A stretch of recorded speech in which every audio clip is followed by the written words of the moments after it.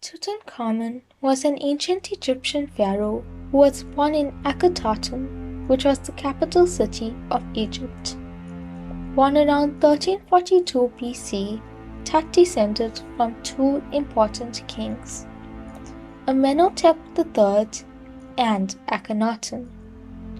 Amenhotep III ruled Egypt for nearly 4 decades, while Akhenaten radically reshaped Egyptian religion and art by discarding the old gods and devoting Egypt to one deity, Aten, the sun disk.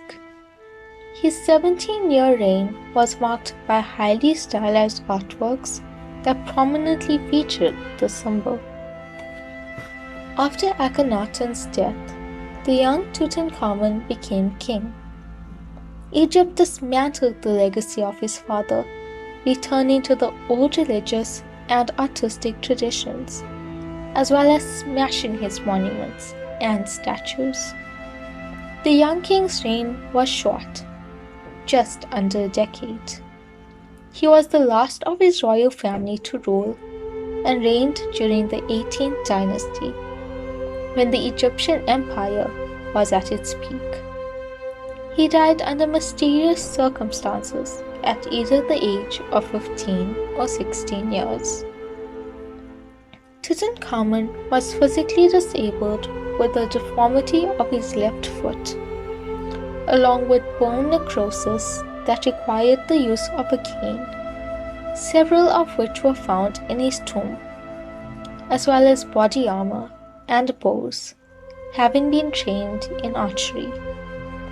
He had other health issues and had contracted several strains of malaria. There are different theories as to how King Tut died at such an early age. For example, in 2013, it was suggested that the young king was killed in a chariot accident. Ultimately, it has been determined that his death was likely the cause of the combination of his multiple weakening disorders, a leg fracture, perhaps the result of a fall, and a severe malarial infection. His tomb was discovered in 1922 by a team of British archaeologists led by Howard Carter and funded by Lord Carnarvon, nearly 3,000 years after his death. Because of his link to Akhenaten, Tut's reign was eventually struck from the record by his successors.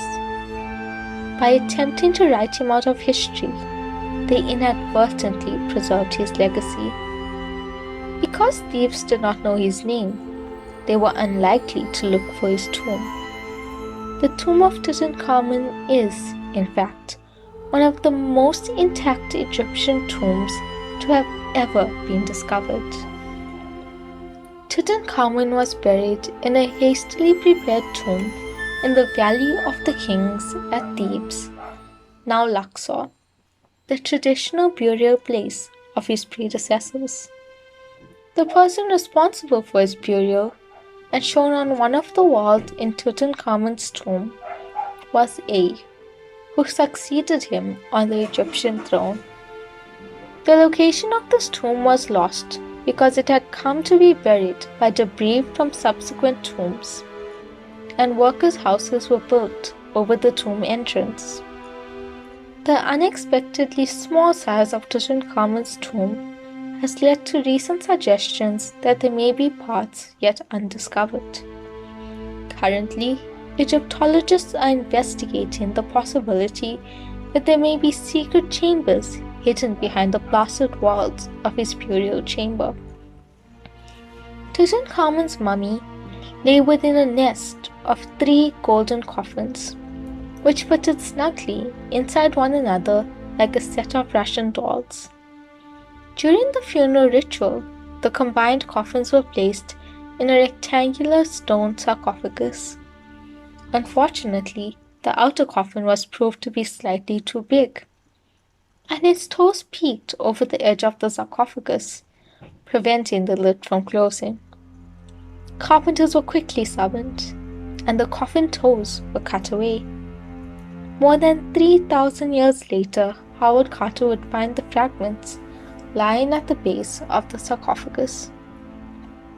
The small tomb contained hundreds of objects, now housed in the Egyptian Museum in Cairo, many richly decorated and covered in gold, that would be needed by the king in his afterlife. There were 5,398 items found in the tomb, including a solid gold coffin, a face mask, thrones, archery bows, trumpets, a lotus chalice, food, wine, and sandals. Howard Carter took 10 years to catalogue these items. Of all the interesting items found in the tomb, Howard Carter discovered 2 daggers carefully wrapped inside Tutankhamun's mummy bandages. One dagger had a gold blade, while the other had a blade made of iron. Each dagger had a gold sheath. Of the 2, the iron dagger was by far more valuable, because during Tutankhamun's lifetime, iron, or iron from the sky as it was known, was a rare and precious metal. As its name suggests, Egypt's iron from the sky was almost entirely obtained from meteorites. Several other iron objects were found in Tutankhamun's tomb: 16 miniature blades, a headrest, and an amulet. And there you have it. I hope you all enjoyed learning about King Tut, the most well-known Egyptian boy king.